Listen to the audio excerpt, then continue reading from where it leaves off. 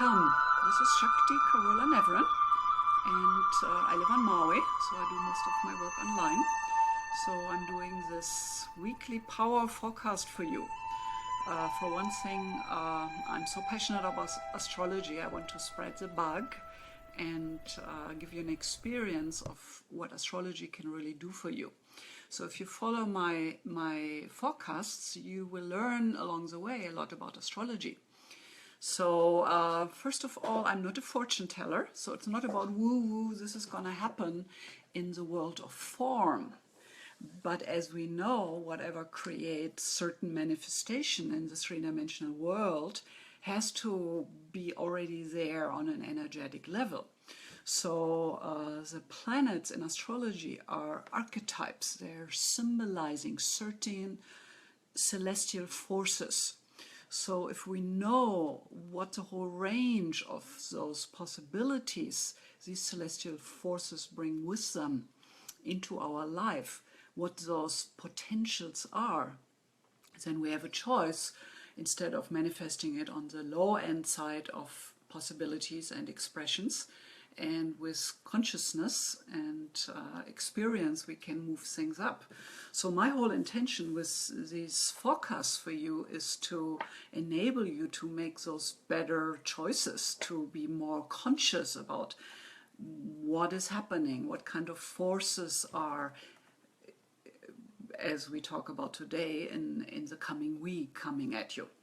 And then, of course, everything I'm saying and discussing, you have to calibrate back to where it is happening in your chart. So you are born with a certain horoscope, with the blueprint of all your potentiality, from the low end possibility of manifestation to the high end. So the only deciding factor in how you're going to do that is your state of consciousness. So consciousness is the key.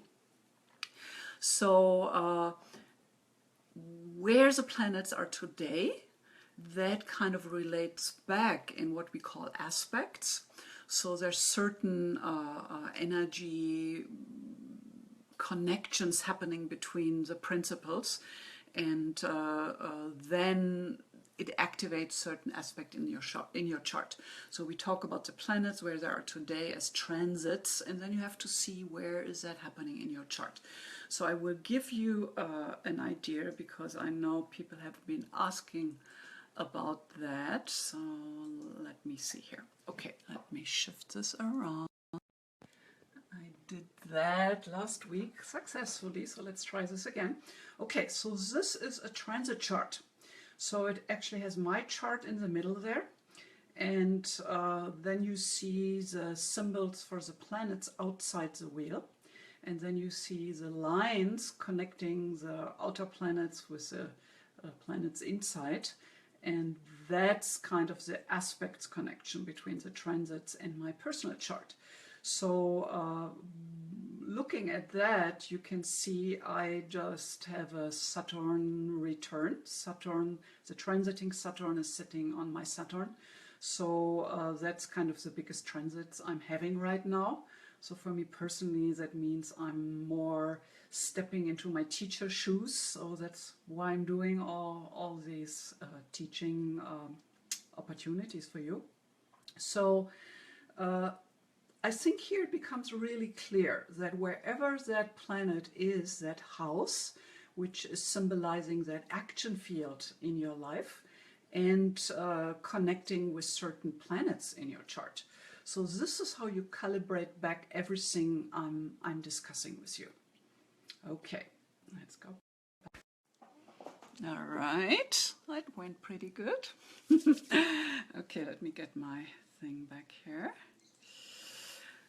Okay, so I'm an evolutionary astrologer, so I don't believe that the future is set in stone. I have seen too many proofs and evidence that we are really in charge of our life, and we create life as it happens out there according to our inner world, to our beliefs, our experiences. So we have a certain filter we receive the world through, and that filter kind of tells us how the world out there is. And of course it's not objective for none of us. It's a very personal world we all living in. So I try to crystallize each week into an overall theme, what you want to pay attention to, and then towards the end of the video I still go through each day, and there we will look a lot about what's happening with the moon, because that's shifting every 2 days. So these are faster but still strong influences, but I really want to give you an idea about the overall theme of the week. And I don't want to just talk astrological Babylonian to you. So for me, in order to be able to keep doing that, I need to have the feeling that there's somebody out there. So I need you to comment, to like the video, so I know it's not just happening into an empty space here. So I would really appreciate that. So if you're on YouTube, you can subscribe to my channel.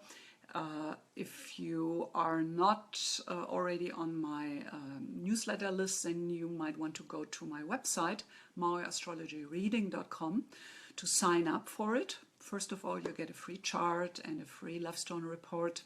Second of all, if you love astrology, then I can keep you in the loop with all those extra forecasts and up-to-dates I'm doing. So, okay, so today, the overall theme for this week is about our individual connection to the divine. How do we filter? How do we connect with that bigger, ultimate field of consciousness? So astrologically, this is described through the sign of Pisces, and Neptune is a ruler. So we do have a lot of activations around that this week, and I want to talk a little bit about how we do that. So first of all, we will have a lunar eclipse in Pisces on Friday. So I actually made a whole extra video for you, where I just talk about the lunar eclipse. We have today Saturn square Neptune, Neptune the ruler of Pisces. So that's why that both these special events really kind of sets a tone for the week. So if you have listened to my weekly power forecast before, you know that I'm always kind of integrating and like to talk about the wave in the ocean. The wave is a really powerful metaphor for you or me, depending whose wave it is. We are this wave in the ocean. There's the top of the wave, which relates back to our sense of self, our ego. It relates back to the sun, to consciousness. And according to Carl Jung, who used that metaphor the first time, it's 5 to 10% of our consciousness. So this is who we think we are. This is our story. This is our filter of consciousness. Then the belly of the wave is our personal unconsciousness, which relates to the personal planets in astrology, relates to the moon, to the inner world, to the emotions, the instincts, the drives. And according to Carl Jung, this is 90 to 95%. So you can tell consciousness is just a really very small part of our overall experience, conscious experience. And then, this is why I'm bringing this up again, there is the ocean. So each wave is coming out of the ocean, and each wave is by definition part of the ocean, is the ocean. So astrologically, when I look at the chart with a lot of Pisces going on, Sun in Pisces, Ascendant in Pisces, Moon in Pisces, or several other planets, then I know that there is a big channel going all the way from the top of the wave, from our consciousness, all the way up, not only into our own unconsciousness, but all the way down into the ocean. So the ocean, by definition, is the divine, all that is. The collective unconsciousness, as Carl Jung called it. We could call it the morphogenetic field, ultimate, all-encompassing consciousness. And in all religions and cultures, we have a name for that all-encompassing consciousness. So this week we are all invited to really become aware of. We have all a Neptune in our chart. We all have Pisces somewhere, even if we don't have planets in there. So this week we are invited by these transits to really connect deeper, not only into unconscious structures, but really into that sense of oneness, that sense of consciousness, ocean consciousness, as I like to call it. So that's a big deal, because we are so identified up here, and actually enlightenment or awakening is happening when we move down where the wave meets the ocean. And we still are a wave. We have an individuality, we have likes and dislikes, but still we are so much connected and aware that we are so much more. We are part of the ocean. And this is where true healing can happen, because the identifications, the wounds are all in the 5 to 10% of our consciousness. So, the lunar eclipse in Pisces opens especially an emotional connection, a deep inner feeling of something bigger is going on. And the lunar eclipse, by definition, is a full moon, so it brings light into that connection. And you might be aware that all inspiration, all true creativity is actually coming from that ocean of consciousness, all that is. So if we have a strong Piscean quality in our birth chart, we might sometimes feel overwhelmed, because it makes us very open and vulnerable and intuitive and maybe even psychic. So we have to learn to kind of be with that connection, and we have to learn with that we are so much more than just the top of the wave. And sometimes that can be really challenging. So if we have a very weak ego to begin with, then that will be a challenge. I know in the New Age community, everybody talks about transcending of ego and getting beyond the ego, but actually in the true spiritual wisdom traditions, they know that for certain practices you have to have a certain state of ego. You have to have some development. So, for example, in the Tibetan tradition, when they put you 30 days in a darkened room with a little food and water, after a few hours the hallucination starts. And if you don't have a strong ego, it can turn you crazy. So ego is not a bad thing. It's more about lowering the bar of your consciousness into deeper layers. And this is actually what all kinds of therapy and inner work is doing. It integrates unconscious structures, so it makes your sense of self bigger. Doesn't necessarily mean a bigger ego in the way we usually take the term, but it just means you are able to embrace more of who you are. And at some point, waking up is you embrace the whole wave and everything what is there, and you feel that connection. So what's happening when we wake up to that connection and we have a strong we pushing us into that direction? We want to find ways to really open conscious channel to the divine. So, for example, today we have the Saturn square to Neptune. So Saturn is the elder, Saturn on the low end is resistance, fears, limitations, blockages.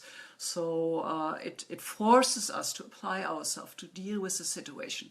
And then we kind of climb up the mountain and we become more mature and self-conscious. So then Saturn becomes the elder who can share from his experience. So Neptune is a mystic. So high-end Neptune is about that connection with the ocean. Low-end Neptune is poison, toxicity, chaos, addiction, loss. So with Saturn squaring Neptune, oops, that's the queen of the house. Well, she wants to have a word too. So Saturn squaring Neptune is a very forceful connection, and it's happening throughout the year, on and off, and today it's exact. So that's why I'm talking about it today. So you want to make sure that you are aware of what are the low-end possibilities and what are the high-end possibilities of the Saturn-Neptune square. So high-end Saturn is to climb the mountain, to do the work, to apply yourself in connection with Neptune, the mystical dimension in our world, the spiritual dimension, the non-physical. And so Saturn square Neptune on the high end of possibilities invites you to find ways to consciously connect not only with your own unconsciousness, but really with the ocean consciousness. So we can do that through the arts, through meditation, through music.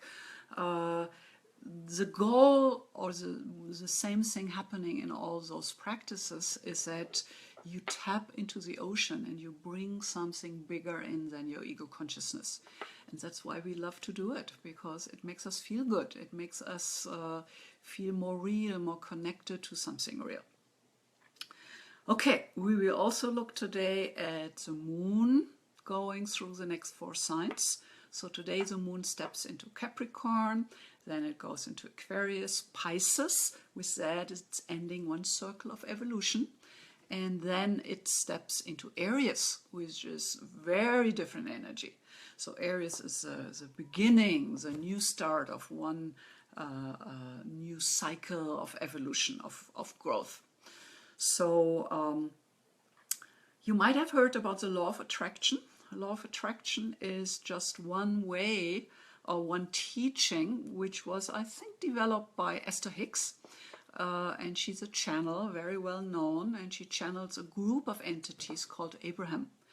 And I highly recommend her work. It really has been a big contribution. And it is all about retraining ourselves to be more self-conscious about what's going on in our thoughts and how we attract from that, and what's going on in our emotional body and how we attract unconsciously. So that's why I needed to present then be able to discuss the law of attraction, because it kind of really adds to each other. So the law of attraction, I'm pretty sure you have heard about it. It's kind of about how we attract from our individual energetic frequency experiences, circumstances, people into our field of experience. So the underlying idea is that our inner world is always reflected in our outer world. So the law of attraction talks about 3 steps of manifestation. The first is the desire. The desire has to be there. So, well, that can go on here for a while. She's the queen of the house. She used to have her way.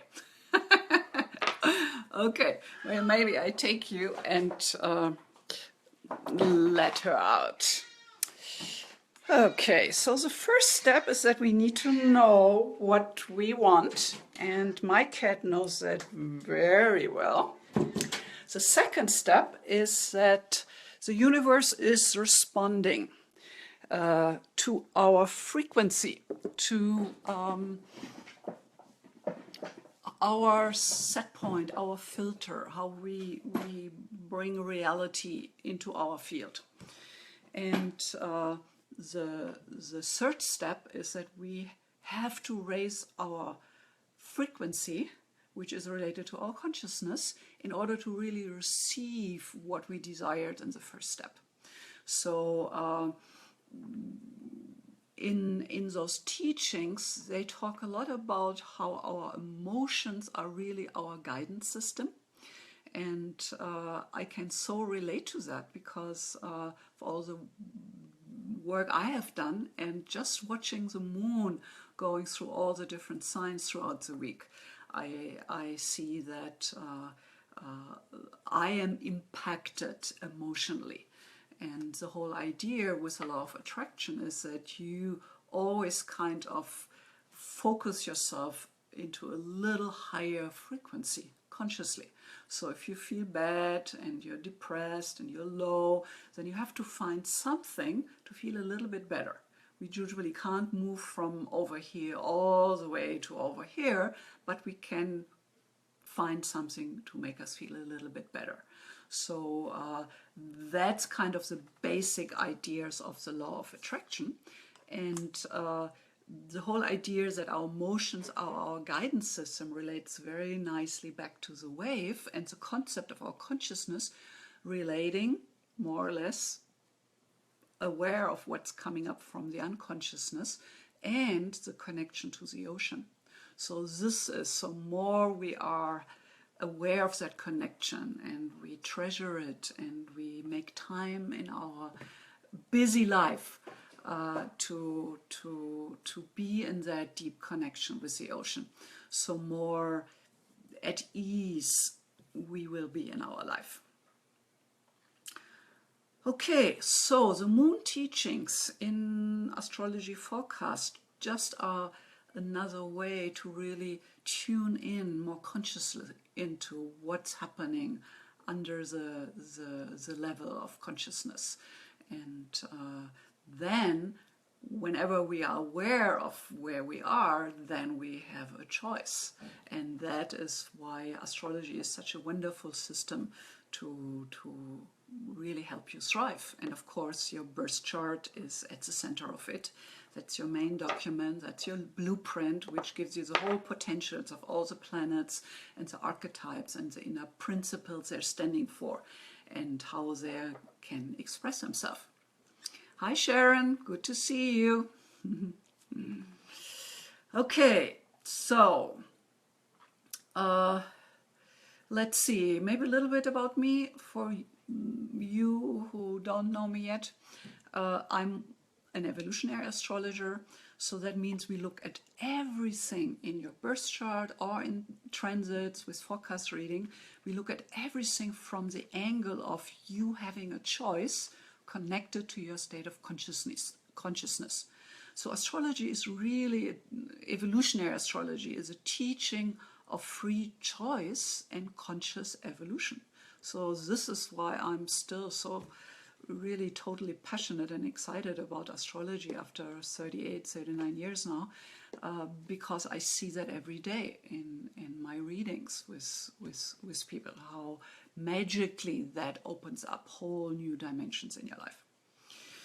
I'm also the founder of the Master Astrology Academy, so I'm just in the product launch this month to give you access to teaching evolutionary astrology. So if you like my perspective and you want to learn more for your own benefit, to understand your own self better in your life and to have those better choices, or to integrate it into your professional life as a counselor, as a healer, as a therapist of any kind, astrology is a fantastic vehicle.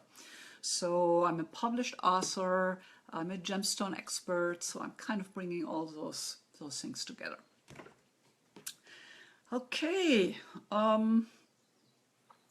let's see, we have talked about that.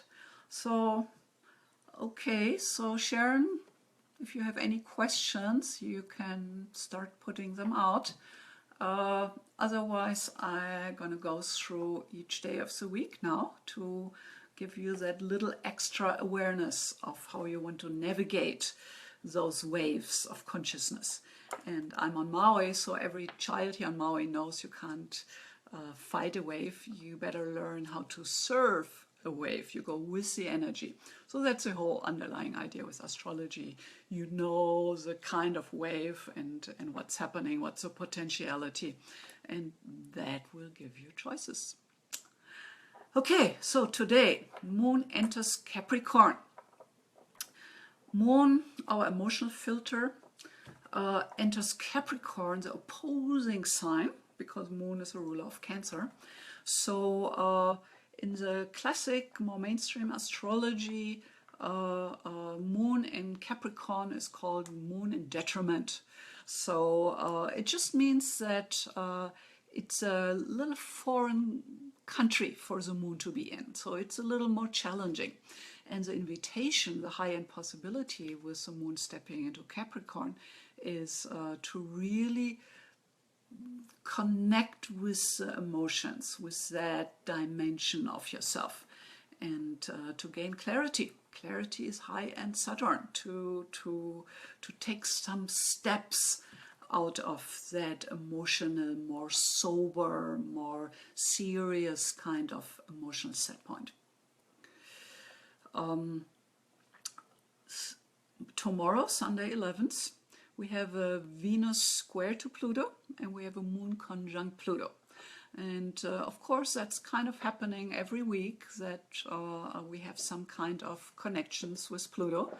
But we have two with feminine archetypes, Venus and Moon, on Sunday. So that's kind of a little challenge here. Pluto, the god of the underworld, the god of the hell realms, death, rebirth. So there's an intensity when Pluto connects with the Moon. So we have extra deep access to dimensions we actually haven't been ready yet to confront. So Pluto always brings something up into our consciousness which we haven't been ready yet to confront.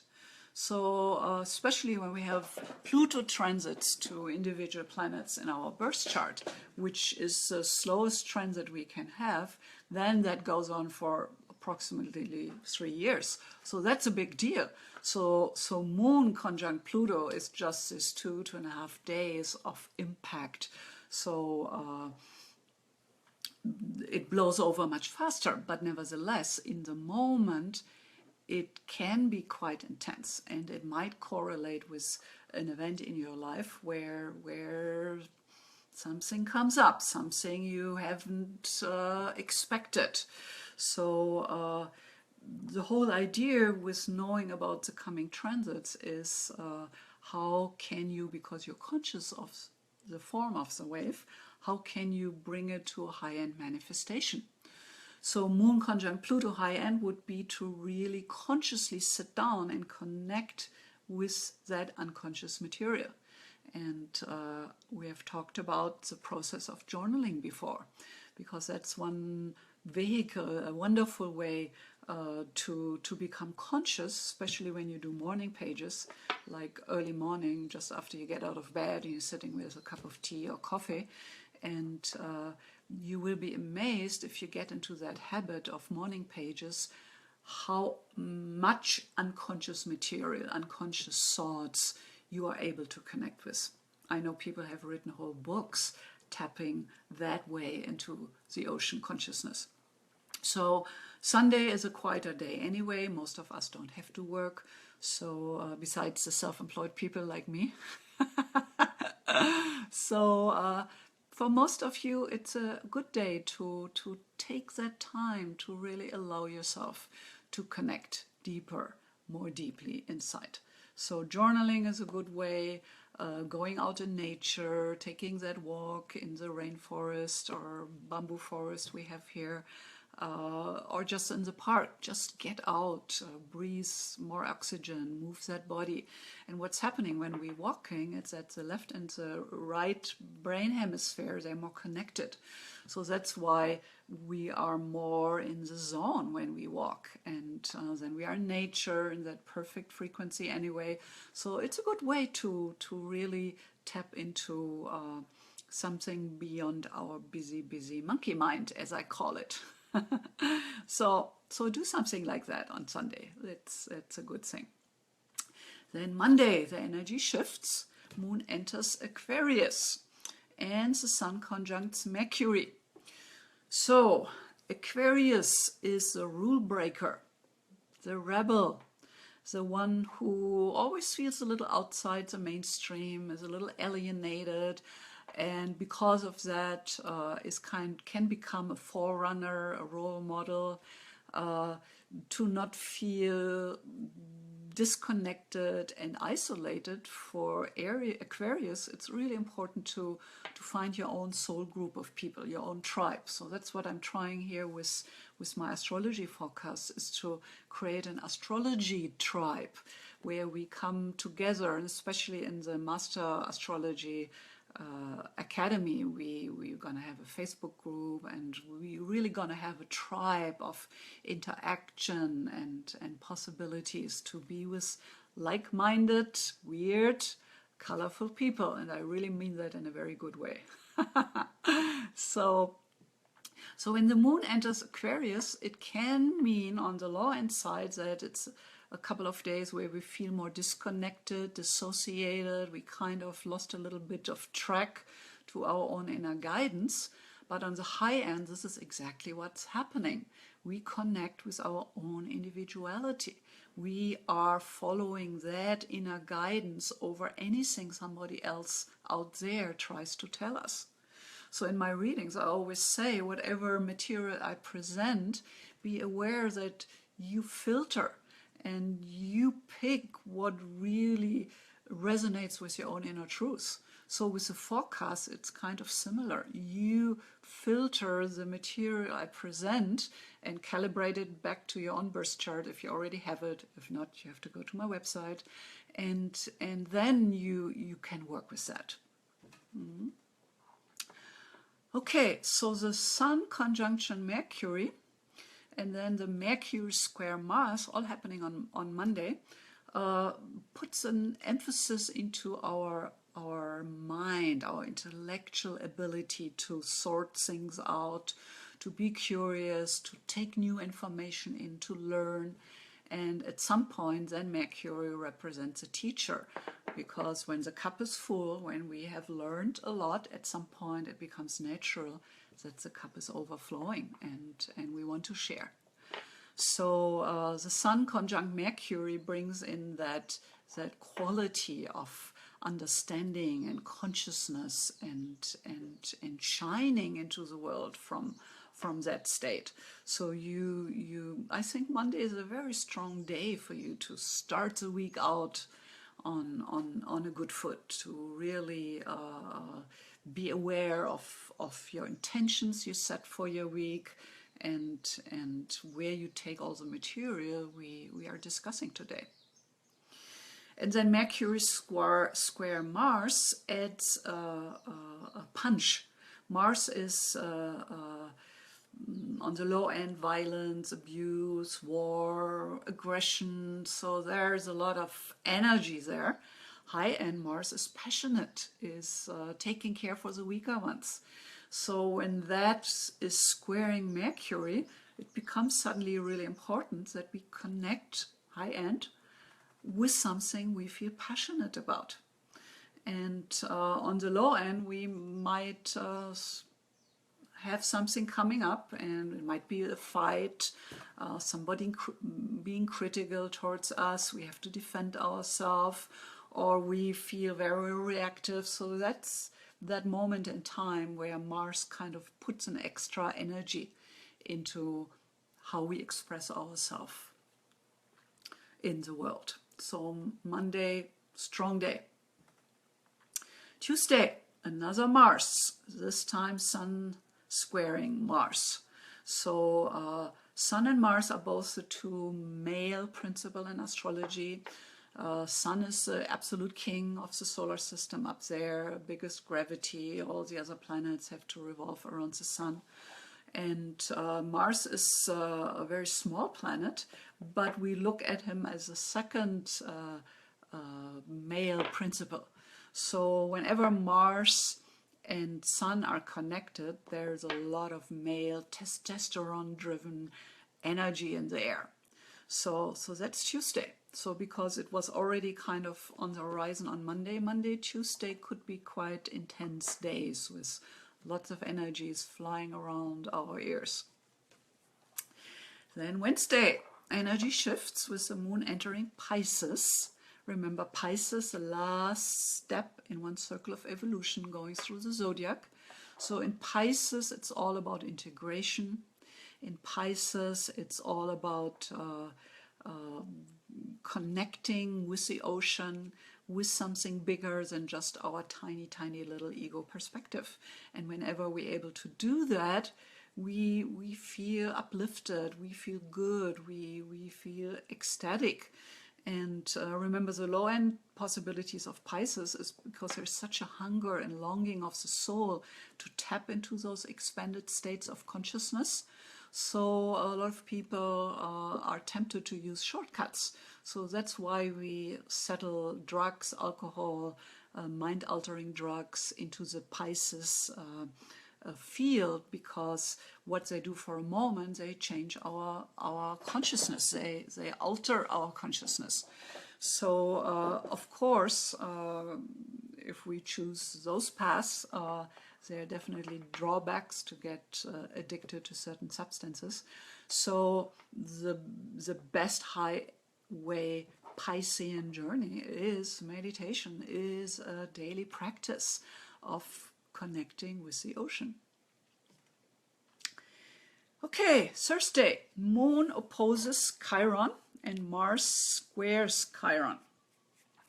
So whenever Chiron is in the picture, something is waiting for our attention to be healed.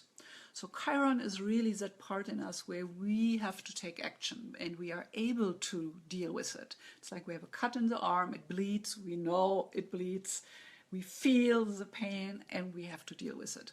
So that's a Chiron invitation on Thursday. And then Friday is a big day, full moon lunar eclipse at 24 degrees in Pisces at 12:05 p.m. Pacific Standard Time. So again, you have to calibrate that back to wherever you are in the world. And so the lunar eclipse is by definition a full moon. And as I said, I did a whole video forecast for you about that, so I don't want to take too much time here to discuss that. But the full moon kind of sets the tone for the months. The full moon lunar eclipse sets the tone for the coming half year. So wherever that happens in your chart, remember when I showed you in the beginning the chart with the transiting planets around it. So wherever that transit happens in your chart, that field of experience, that area in your life is turned on. So this is where you are undergoing this reboot of emotional consciousness and maturity. So this is where a lot of growth is happening for you. And then also later in the day, Moon enters Aries. So that's a big shift, and that's happening Saturday as well. Moon is in Aries and squares Pluto. So again, we have Mars energy, fiery, we have Pluto, that kind of deep connection to unconscious structures, maybe boiling up or boiling over. So it's also a big shift between the Piscean energy, where it's all about integrating into the bigger field of consciousness, and then Aries is a new start, is a new beginning, is Amazon spirit. So very, very different energy. So Friday is really the biggest day of the coming week, besides today with Saturn square Neptune. So Okay, you always ask me about the gemstones for the week. And by listening to all the weekly forecasts, we're going to go through quite some stones. And you know, I have written a book, Jewelry and Gems for Self-Discovery, about the gemstones, and mostly about the ones we have used in jewelry making. So this is the Jewelry and Gemstones, my book. And today, a gemstone I want to give you is the black tourmaline. So last week we talked about amethyst because it's a Pisces stone, so it's kind of opening the crown chakra, connecting us to those higher dimensions, bringing in that ocean consciousness. And today I want to talk about the black tourmaline. Can you see that? This is a big crystal piece. I love that. Of course, they come very small too, but I just thought I show off here. So the black tourmaline is a very grounding stone, and I think that's actually an energy we need and could be helpful for us this week to really ground ourselves. So as you might know, the tourmaline comes in the whole variety of colors, the whole rainbows, and of course each chakra relates back, each color relates back to a different chakra. So, and each stone has a signature, as I call it. So it carries different qualities depending on the crystal structure, the color, the light reflection. Yeah, I think that's it. Okay, so the tourmaline is very special under the gemstones because it has something we call the piezoelectrical qualities. So what that means, if you have a crystal and you apply pressure to it or you rub it, it is charging electrically and it can pull little pieces of dust or ash. So it was used to clean out pipes in Netherlands. It was called an ash tracker. So you would rub the tourmaline crystal and put it down your pipe, and you would pull up stuff. So because of that quality, tourmaline has a connection to our nervous system. So no matter what color, it will pacify and balance the flow in the nervous system. So because of this piezoelectric quality, the tourmaline is the best stone for our nervous system. So here you have the connection with Mercury. It acts on the electrical flow within the body, balancing it and restoring the mind-body system and the brain to work properly. So from the color, we know that all black stones connect with the root chakra, the first chakra. So it's all about really being in the world, really being grounded in the physical three-dimensional reality. And with all these kind of openings and connection with the ocean, I think it will be helpful for us this week to kind of really being aware that it's about bringing in those energies. So, I mean, we all who have been in past lives in spiritual traditions, like, for example, the Christian spiritual tradition, it used to be all about transcending the body, getting out of the body to go and feel God and be with that dimension. So nowadays we are more aware that it's really about bringing in the spiritual awareness and consciousness and higher frequency into our own personal experience and into a manifestation and an expression into our life. And that's why I recommend the black tourmaline for you this week, because that can help you to really bring the energies of this week in and ground them and apply them in a very practical way. And remember, I'm Taurus Sun, Mercury in Taurus in the 12th house, so that's my field of expertise, how to bring in very complex ideas and how to crystallize them down to something very practical you can do with it. So that's really my intention with these forecasts for you.